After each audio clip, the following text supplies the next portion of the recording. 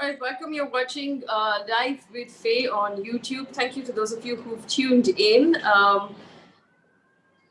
Of course, there are many things going on in the world. There is, like we were talking about, a new administration in the US. And at about 9 o'clock this evening, we'll be joined live by uh, Nirupama Rao, former ambassador of India to the US. And she'll have a conversation with us. She was also former foreign secretary. She'll have a conversation with us on what she expects out of the new Biden regime and its relationship with India, what are the strong points for India, and what's likely to be challenges going forward. We'll also take questions because that conversation will be live. So remember to join us. Focusing right now on the conversation we're having at this point. Now, it was a very disappointing and a deeply distressing article that showed up in the papers this morning.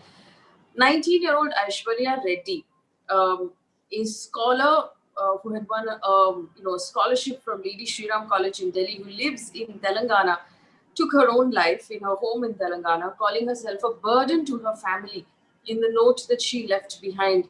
And this is really an example of tragedy for thousands of families and students who are right now financially desperate because of the lockdown. Now, her dad, who is a motorcycle mechanic, said that she had asked for a laptop. Aishwarya was a topper who scored 98.5% in class 12, and she got into Lady Shriram College with a scholarship, but that scholarship had not come through yet. And she wanted a laptop so that she could study and she could join the online classes. But obviously, her father could not afford it at the time because his shop, where he works as a mechanic, had closed during the lockdown and hadn't fully revived. Um, Last Tuesday, when the family was in the living room, Aishwarya went into the other room and she killed herself. She has left a note that says, "Because of me, my family has many expenses and I am a burden to them. My education is a burden to them. But if I can't study, I can't live. Please try and ensure that the Inspire scholarship is given to them for at least 1 year." And her family says that she was going through severe mental stress due to the financial condition. She had to go to Delhi for her studies, but they were trying to arrange for a loan so that she could go to Delhi. They weren't able to do so. This is, the sad part about all of the things that we've been talking about in the lockdown, the effect it has had on young people and specifically children. In fact, I'm reading an article from the Free Press Journal dated the 2nd of June this year, where a 14-year-old girl in Kerala committed suicide because she could not attend online classes because she didn't have a smartphone in her home, and so she couldn't attend the classes, and she was extremely distressed about it. There is, data that came out of Kerala in July that said that 66 children had taken their own lives during the lockdown, and the state government saw that as distressing, and they started a counseling initiative. But again, remember, India has shocking data when it comes to suicide among students between the years 2007 and 2016. 75,000 students in India had taken their own lives, and one every hour in the last, in the last 25 years. It has only been made worse by the lockdown and by the fact that most education now is limited to online education. There are a lot of students who cannot afford the internet connection. There are a lot of students who don't have the devices. And if there is a device or a smartphone, then there is only one in the entire family, and they have to decide who gets to use it. That's the conversation that we're having today because I believe, you know, there are, like I said, many things happening in the world, in the country, but this should be our top priority. And unfortunately, we haven't seen government pay too much attention to what is going on as far as the education sector is concerned. We'll also talk about what the possible solutions could be and if those solutions exist at all. Joining me this evening, Nelson Moses, who is the founder of the Suicide Prevention India Foundation. We'll also have Gurumurthy Kasinathan, who is the founder and director of IT for Change. Mr. Sanjay Hegde is a senior advocate with the Supreme Court, and Shirley Paul is a principal of the St. Madhavdas Amersey High School in Andheri, Western Mumbai. I specifically asked Mr. Hegde to join us because I want to understand right now, given the fact that in our country, at least primary and secondary education, there is a right to education in our country. Where does that leave that right specifically when we're talking about the fact that so many children have been locked out of the system? because they don't have the devices or the money to be educated in our country right now? These are the questions that we're asking today. Sanjay Hegde in a Red Sox jersey, obviously, because courts are closed for for Diwali vacations. So it's nice to see him looking a little relaxed. Mr. Hegde, that's my first question to you. There was a report I'll read out to you from Oxfam, and it said 80% of the children who go to government schools surveyed across our country did not receive any form of education in the lockdown because they didn't have the devices and they didn't have the access. Where does that leave our right to education, Mr. Hegde? It leaves it as a paper parchment on our statute books. That's reality. We are talking about online education, but the pandemic has left many children hungry. Many children who used to get the only meal that they were assured of was the midday meal in school. Yeah. That too is gone. While all this, the guarantee is for education up to the secondary school stage, up to the age of 14 normally. 14. Further education, there is no guarantee whatsoever. The state does not undertake any responsibility. The thing is that, of course, nobody could have predicted the pandemic. Yes. But once the pandemic hit, once it was apparent that you were going to continue with the schools, then the least that could be done was that even in villages and communities, there could have been community access in terms of either laptops, smartphones, or even smart TVs, which could be shared by more than in a community hall. Say, if there were children who went to the same school, same class, 3-4 of them could have been accommodated that way. But there has been nothing done on an active basis on the education sector, either on the private side or on the government side. Private schools also. A lot of the poor voted with their feet outside, voted with their purses and went outside the government system. But all schools and all educational institutions, for that matter, have been more concerned with ensuring that their fees come in on time so that they can pay the teachers, they can keep things going. There has been a holding operation, but there has been no hand holding. There has been no active thinking out of the box. And there has been a disproportionate impact upon the poor and upon the poor families. This particular family, for instance, in Telangana, the father must have tried his best, but his own shop was closed. He didn't know what he had already invested by mortgaging his house. We do come across every day certain appeals on social media. Some of us do try to help out, but it does appear that nobody reached out in this case.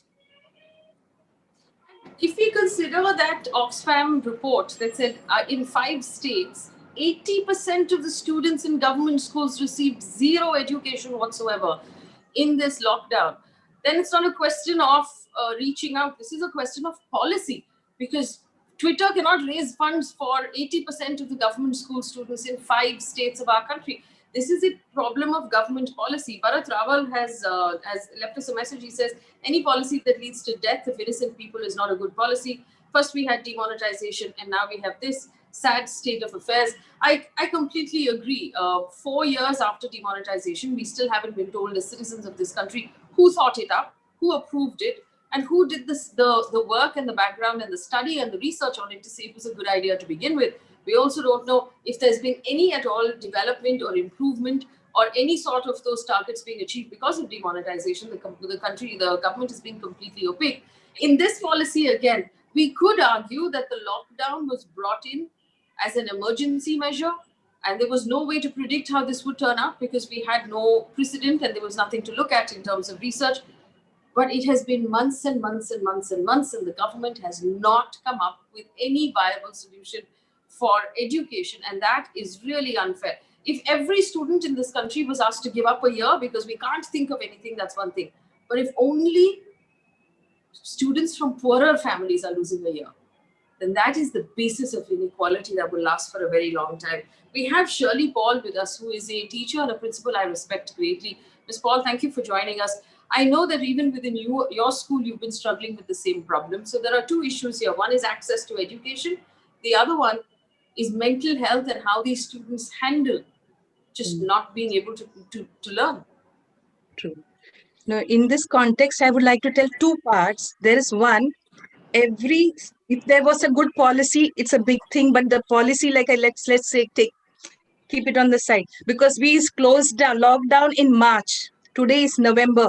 So many months have passed. No policy in place, no idea as to what this Right to Education Act is going to be about. It's all like, it's like we are struggling to reach to the children. In the area from where my students are coming, they hardly have even a mobile. They have a simple mobile like this. They showed me, that's the reason I can say this, a simple mobile. And parents are so upset because none of them, you may have 2-3 children in the same school, sibling, and with that you cannot. So how much effort has to go into this. Like by now the thought process should have been from what is not available to what can be made available and what cannot be. At least this much of a brainstorming could have taken place in the various higher up and authorities and everything. In my school, what I did, now I will tell you what I did, and it's not to praise or whatever, but what I would say, it's like this. It was quite tough to reach, mine's an aided school, to reach the heart of my teachers, because aided schools, their salaries are already granted. There's no break in a salary. You are getting your salary. You have to get through them to work for the community. And it's the whole of this state where they are finding people are not bothered. Some principals are in their native place. Some teachers are still in their native place. Some are unwilling to take the online. They're saying, "Hamara training nahi hua." But yet in my school, I am grateful to my teachers as well. They joined together. We never got any formal training. Beg, borrow, steal, I contact my network, get somebody to train my teachers. And I say it went on at the first level to train my teachers in the use of Zoom. Then going further, to train my teachers to prepare Google Forms so that they will be more colorful, more attractive. This is about the teacher part. But what about the student? The student is not trained to sit in front of a machine, to listen to a machine, and to be very satisfied unless and until the machine is colorful. Because the psychology of a child is not to sustain the child forever. He or she cannot sit in front of in this. And first, these children are growing up children. They need social networks. I mean, they need to connect with one another. They need to build these relationships. At least some form, I'm not saying the 100% coming to school, some form of reaching out. My teachers were, I have been a little bit more stronger or maybe assertive, telling my teachers, go to the vicinity. I would have shown you photographs of that. Going to the vicinity, sitting around us in that's a red zone. Mine is an extreme red zone. But my teachers did that. They went to that zone. They sat, talked to the people. They said, okay, now how can we help in that vicinity? It's a big Hatmed area.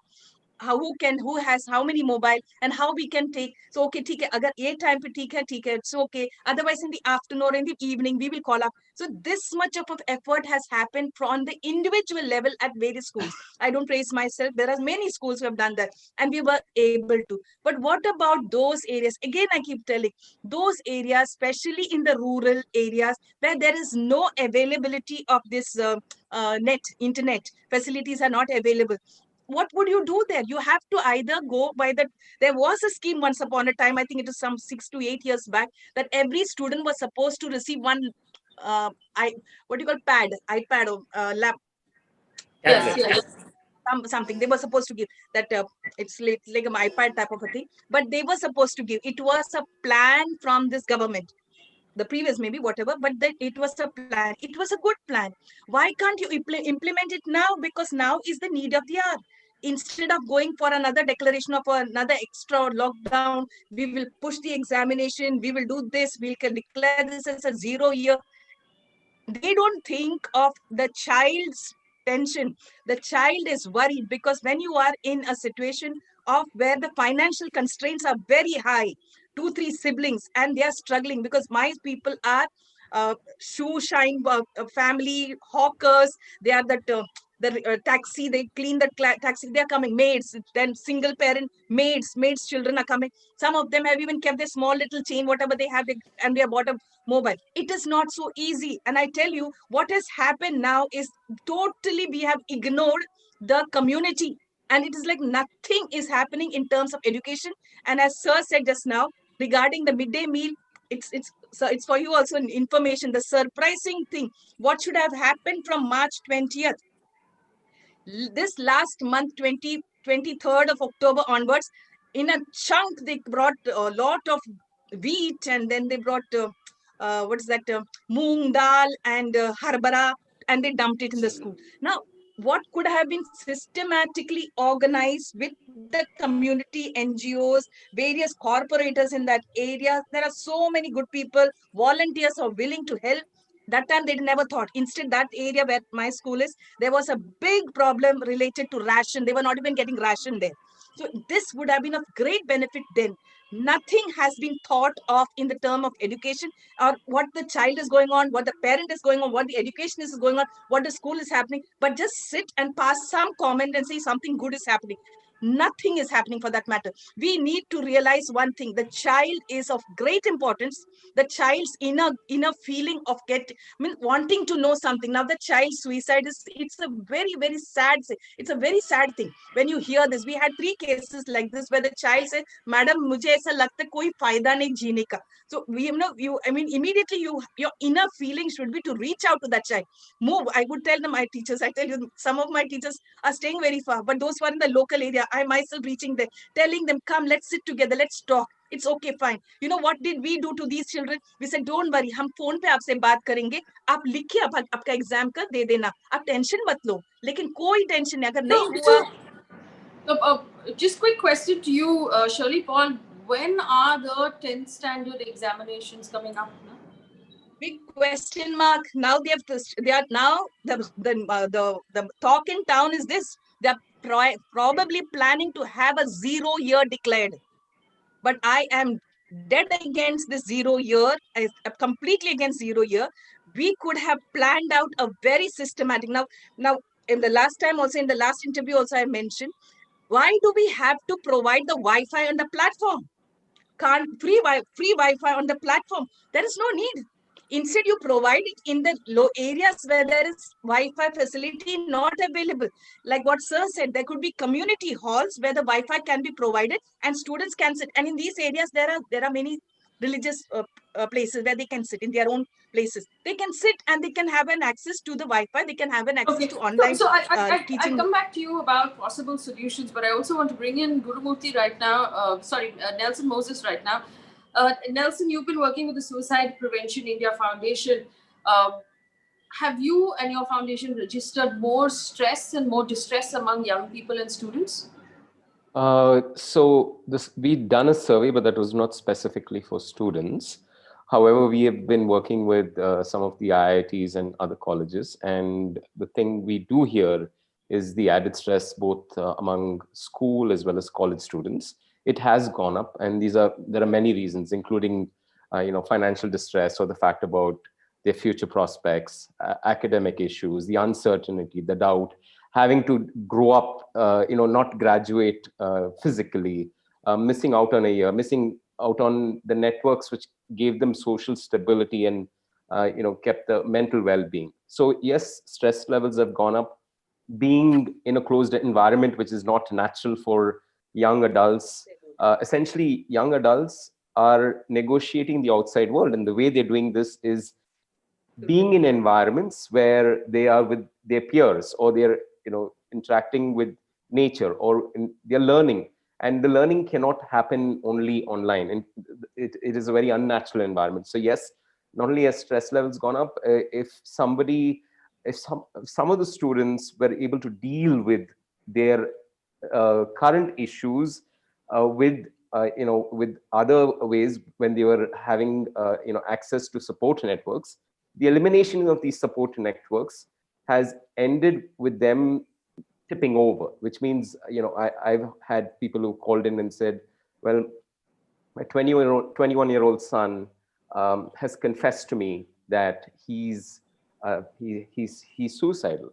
In fact, he's been writing in his diary for almost 2 to 3 years that he's been unable to cope. But now, since he's graduating, and the stress of just being in a closed environment has tipped him, and he's now, luckily for this parent, the son was able to confide in the parent.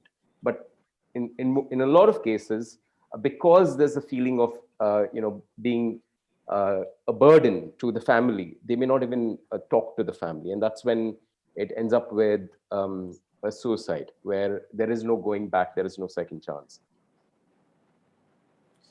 Sanjay, Hegde, bringing this back to you, there are two things. We talked about the right to education. There's also a right to equality, and unfortunately here, this division or this sort of inequality comes in from money. People who have and people who have not. This is also a state subject, so it's technically not something that the government can think up a solution for on the national level. But there's no reason why the Ministry of Education shouldn't be doing more on in the union government. Is there no hope at all for children? Because if governments now randomly start writing off the year, then this whole year of struggling and putting children through this would have been for nothing. So is there no way to get governments to act? Unless more people talk about it, unless more people push governments, there is nothing that the government will do. The government's basic strategy of dealing with the pandemic is to do things on a day-to-day basis, or what least can we do? We don't understand it. This is a natural disaster. Let it run its course, and then we'll pick up the pieces if at all we can. That seems to be the current government strategy, and it also sees it more in terms of a health crisis, that hospitals don't get overrun, than in terms of any kind of support to any of the people struggling. Because the moment you open your purses for one particular section of the population, then the fear is that it will have to open for a lot of others as well. I wish I could confidently tell you that we can move the courts and the courts can do X, Y, or Z.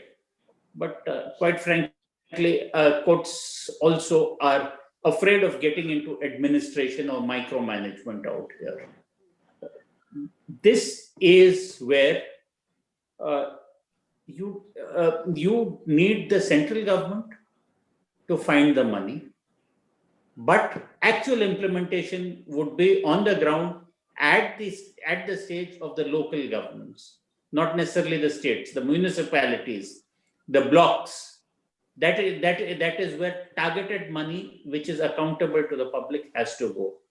That look, there are these many children out here who need government support in terms of education or in terms of digital access to online education for some time, and also other support which is normally there in terms of midday meals, etc. I don't see any government doing it proactively. There's one big problem in India currently after GST. None of the state governments have money. Everything has got centralized.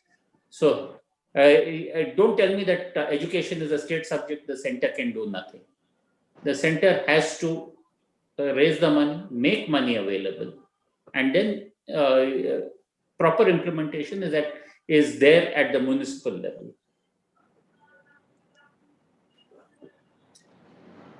This is perhaps the most disappointing conversation of all, because it's the most important part of our country, which is education, and sort of making sure our future is safe, and it's the part that's receiving the least attention right now in the country.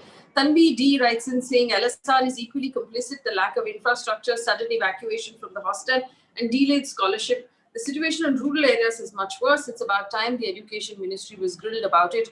One would assume that the education ministry would be open to answering questions before anybody can grill them about anything. But just to, quote the Indian Express article about Aishwarya Reddy, her father has said that while she was living in the hostel in her first year, in LSR, the hostel is only available to first-year students. Second-year students have to find their own accommodation, which is why she was asked to vacate her hostel room in October and make her own arrangements, which they weren't able to do because they didn't have the money. Although I must also point out that this article quotes the college that basically says that no one got in touch with them, about the hostel, and nobody spoke to the hostel authorities or to the mathematics department or to any of the teachers saying that she needed assistance. So the principal and the staff apparently did not know that this was a student who was in need of help. Going back to Shirley Paul about the possible solutions, you did say that you found ways to bring people together. There was again an article in the newspaper about how the BMC has forbidden teachers and principals from calling students into schools in batches of 5, which is what apparently a lot of government schools had started doing because that was the only way they could teach them. How are you managing to teach, especially those students in their 10th standard and that, the ones who feel like this board exam is everything for them? What we did at our school, Sheth Madhavdas, Amersey High School, what we did first is we found out, we took a survey of those who have Android mobiles, laptops, whatever Wi-Fi connection. We tried to find out that through a Google form. So how many could access us? We could get to know from the Google form. But those who could not be contacted on the phone and the landline. But I tell you, the children coming to my school do not even have a permanent landline number. And neither do they have a permanent mobile number. So therefore, some of our teachers went into the area to find out where exactly are they there or not, or have they migrated. We found out this to see exactly what is the base. I think in any situation, in any crisis, if we can think a little bit, I know we have to put a little additional effort. Now, even in this case of the LSR student, I really feel sad that at this moment to put the child out, the child is really under stress under because of the financial constraint. There are principals whom I have encountered, students who have contacted me where the principal has said, "Tumhare paas paisa, nikal jao. No money, get out, no admission. There are many waiting in line." Now, if this is the attitude of a principal, then that person has no principles at all and is unfit to be a principal. Because I think the person sitting on that chair should have more humanitarian consideration, more love for and compassion to the children rather than anyone else. So in situations like this, I think we need to study. So in this study of us, we came to know we are only having 38% having one mobile to two mobile. Rest of them, nothing. Now, from there, we have started moving into the community. Our teachers personally went into the community. There was a lot of restrictions. Some parents, some teachers' husbands, and all said no and all that. But then ultimately, when they realize it's the good of the community, we are thinking we are all being paid, so let's reach out. And when we reached out to them, one by one, slowly the students themselves started with, "Madam Aya tha." They think, "Madam Aya tha." So the whole thing built up like a family, and we could reach out to them. Those we couldn't connect completely, what we did is we called them. And BMC and the state government has also made a stricture that not to allow the students to come. I don't understand what is the cause. Now, when 20 can come, 20 people can come, and mine is a very big school. So I would call 4 children, 5 children. I have called children. I have spoken to them, especially those who are vulnerable, those who are going through severe depression. If they want to be heard, not through a machine, but one-to-one. That one-to-one, when you talk, in the little that you talk, makes a lot of difference. From what we were getting 30% today, our school's attendance online is 98.62. That itself is it's a great thing for me, and I thank God for it's a beautiful thing. Now, what do we have to do? We have to take that extra effort. It's not that only one side and do just one side, our work is all over. There are various, and I tell you, we are functioning, especially the aided schools are functioning with all the sides, the crown of hooligans. I call them hooligans. Like we have the union people who will fight with you. You have the people in the community who are the corporators, and all these fellows who will be there waiting to just wait and see what's happening. No, one second. So Shirley, Paul, you're getting a little derailed here. If there was something that we could do in our communities for the schools and for the children in our neighborhoods, what would that be? Should we pool money and buy them devices? No, not necessary. Not necessary. Instead, connect to the community. There are members among the community who are willing to help. Volunteers are available. There are some people who are having one mobile and who's a neighbor would like to share it with the neighbor. This has happened in my school. The neighbor has given the mobile in the morning 1 hour for the child to attend class. So but we need to communicate. There should be a dual commitment. It's two-way communication. Communicate so that we can reach out to the unreached. Second, there are NGOs in that vicinity. Every area has 2-3. I mean, in my area, there will be 10 to 15 NGOs.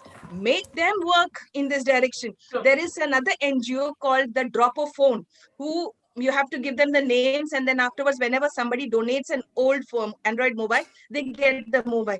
So many systems are available. That it's like only we need to be open to the reality that we have to approach them, we have to contact them, we say, okay, our situation is like this, madad mango. So thoda to humko, we have to go down, we have to humble ourselves for the sake of our society. Yes. We have Gurumurthy Kasinathan, who's joined us right now, founder and director of IT for Change. Gurumurthy, thank you for joining us. We were talking about, unfortunately, the distressed students at this point who don't have devices, don't have access to internet, whose financial situation at home is causing them to contemplate self-harm or even suicide, and the number of cases we've already seen, including the one that came out today. What solutions could there possibly be for this nationwide, extremely distressing problem? Actually, just one thing. First of all, of course, I think the death of the student is a terrible tragedy because she had aspirations for breaking out of the poverty that she and her family were stuck in. And the family did its best. So it was not that the father was an alcoholic and wasting his money. The parents mortgaged their flat. They tried their best for the daughter, and the guilt of their effort actually weighed on her. And I think it's a terrible tragedy that a bright mind like that should die. And I think we all have to hang our heads in shame. That's the first thing I would like to say. The second thing, Faye, very important thing is when a person dies, we notice they're dead. But when they're dying, we don't notice it. And this is a universal problem. When a woman is being beaten by her in-laws, we will keep quiet about it. But the day she is burned to death, it'll make headlines.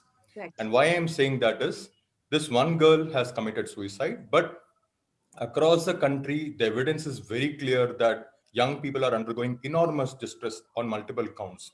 And the solution is very clear. When we had an unprecedented lockdown in March, and in hindsight, we know it was a foolish lockdown for 3 weeks.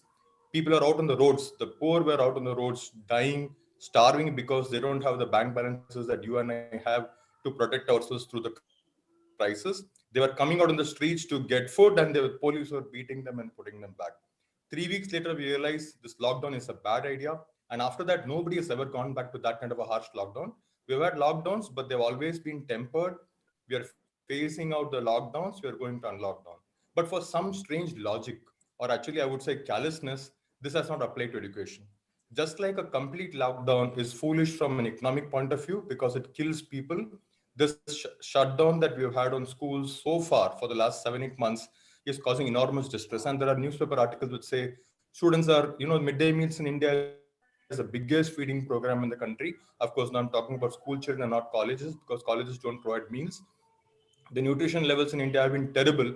The last 8 months, India has gone further down in terms of nutrition. Stunting, wasting has gone up.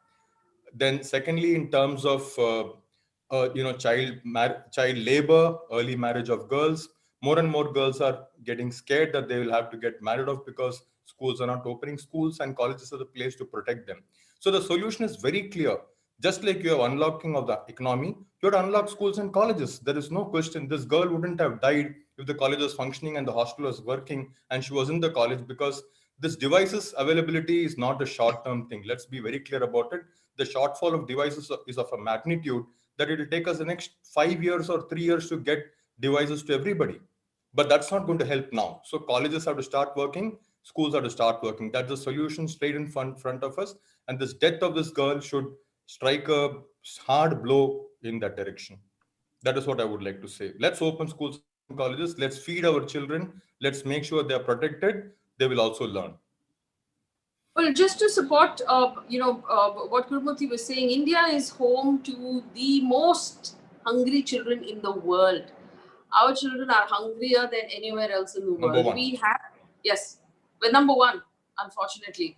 We We're are number also one. number one in what is called most wasted children in the world, which is a disproportion of height and weight, which is they're not put on enough weight to match their age. Again, worst in the world. We're the worst in the world in malnourishment of children under the age of 5.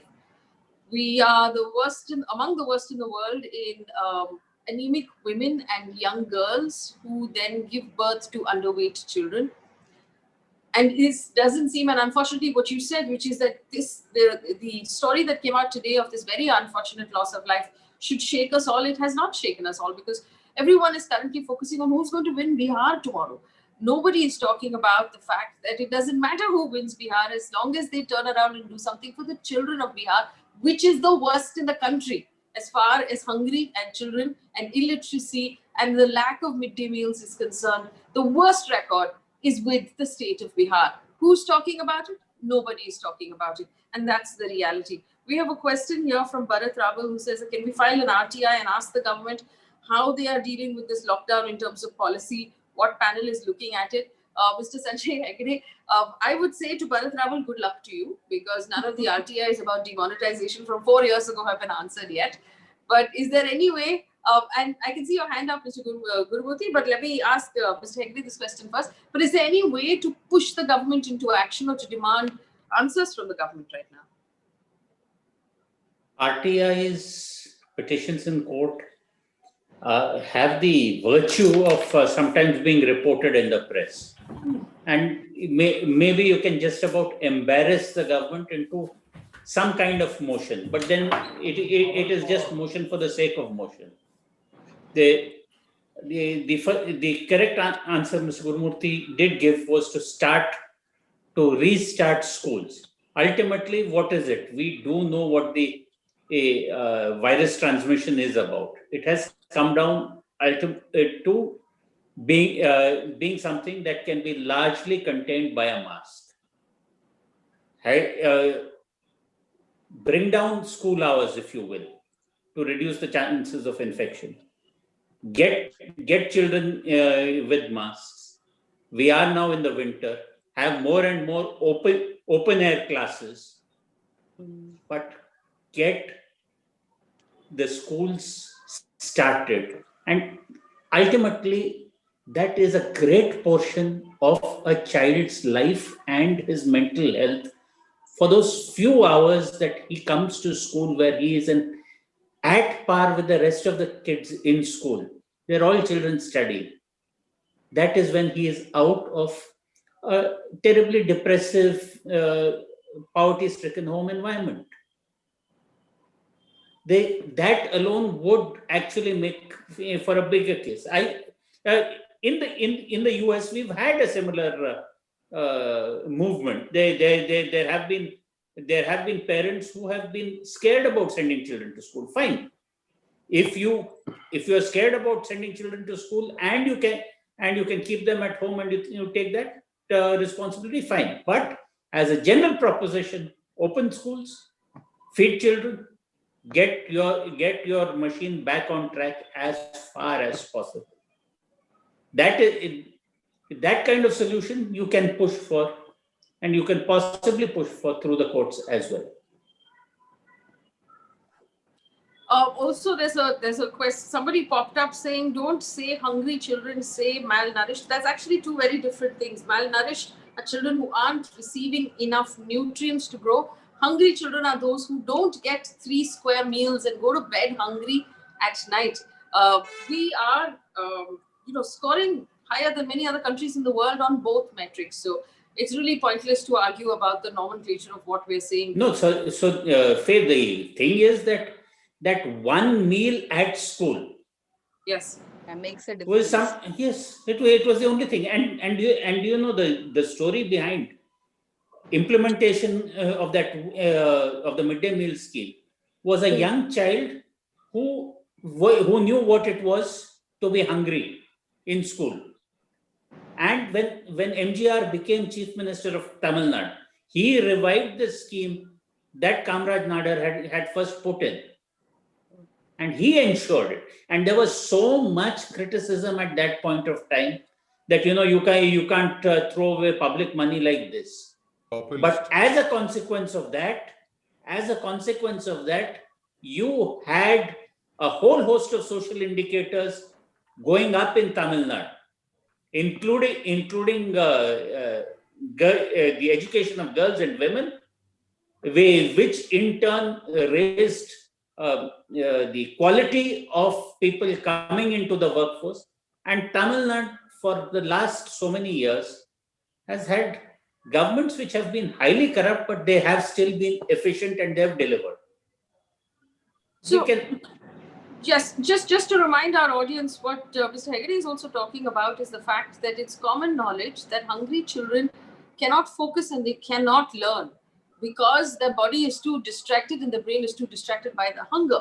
And that's the first thing to take away. Also, children who are not fed between the ages of 0 and 5, their brains don't develop enough to be able to do anything when they grow up as adults. And so you are sentencing them to a whole generation of poverty because they will not be given equal opportunities since they missed out on the nutrition that they need between the ages of 0 to 5, which is why the midday meal is so important. And there was article after article written about the fact that the midday meal was completely messed up during the lockdown across various states. And the inability to provide that midday meal sent many children back into hunger. Gurumurthy had something to say. Go ahead. Yeah, very quickly only. Some good news. We are in a very terrible situation. We are letting down our children very badly, and clearly caste and class has a big role to play in it. Middle class families are not affected, but we are probably 10-15% of the country, and 70% is really suffering. But the good news is in Karnataka too, that the midday meals is a statutory provision, and it's a right of every child to get the midday meal. That's a right of the child. And shamelessly governments have completely abdicated that. In Karnataka also, the finance department said, we're already giving rations to the parents through some other scheme, so we don't need to give the midday meal scheme. And obviously the midday meals was very important. There was a campaign that a group of organizations in Karnataka undertook. We did an RTI to find out what is the reason why the government is not releasing food grains. It made newspaper headlines, and the government has now released midday meals for the last several months in 2 installments to the families. It's not the same thing as hot cooked meal in school, like Sanjay says. I completely agree with him, but at least dry rations is better than not giving anything at all. So there's one good news, which other state governments also, we should force them to do the same. Yes, we should. I'm going to leave this here because we're running out of time, but I just want to, thank my panelists and just put in a nutshell what our entire panel has said. As audience members, as citizens of this country, we need to put this on priority over everything else that's being flung at us right now. We need to talk about this more. We need to raise these questions. And you have the ability to ask your local cooperator. Remember, there are 3 types of government schools in our country. There are the national government schools, the state, and those run by the local municipality. You can pick any school and you can ask for information on how many students here actually have access to devices, how many of them are able to learn, what solutions has the school implemented. And we heard Ms. Paul list out various types of solutions that can be brought in. Are the children getting their midday meal schemes? Show interest, demand answers from your local government. Even if we can't get the education minister of the government of India to answer our questions right now, we can get the local cooperator to answer our questions if we're lucky. We can walk up to the government school and ask them, show us the data. How can we help? How can we get more involved? Because at this point, if we leave it for the government, really, it might be too late before we come up with any solutions. And for Aishwarya Reddy in Telangana, it is too late. As much as we might want to help the family now, it's not going to bring her back. And so it's important for us to do 3 things. 1, read about this, show more interest, invest your time and energy. 2, demand answers from your local government. And 3, demand answers from the national government. Use your ability of social media to keep asking what solutions the Environment Ministry has come up with after these many months of lockdown, Education Ministry has come up with after these many months of lockdown, are they just sitting on their palms right now and not coming up with any solution? We're going to continue to keep talking about education like I have promised, because for us, this is the most important thing happening in the country. Come back at 9 o'clock for our conversation with Nirupama Menon Rao as we talk about the relationship between India and the US and how that's likely to change, what the challenges are in the future. Thanks for watching.